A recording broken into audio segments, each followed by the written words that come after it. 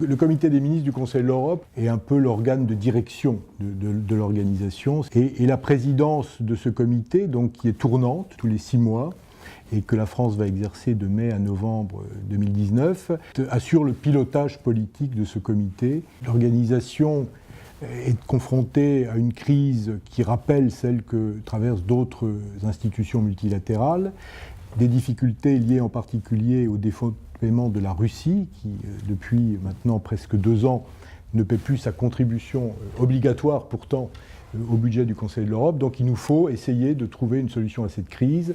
Au-delà de ça, nous avons identifié 3 priorités principales. D'abord, le renforcement du système européen de protection des droits de l'homme, renforcer la Cour européenne des droits de l'homme, qui est parfois attaquée.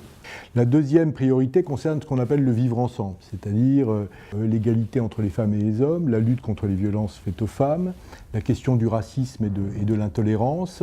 Et puis troisième priorité, il y a un défi dont on parle beaucoup au Conseil de l'Europe, c'est celui de l'intelligence artificielle, qui a un gros impact en matière de droits de l'homme, en matière d'accès à la justice. Il y a aussi d'autres défis comme la bioéthique, par exemple, auxquels nous devrons répondre.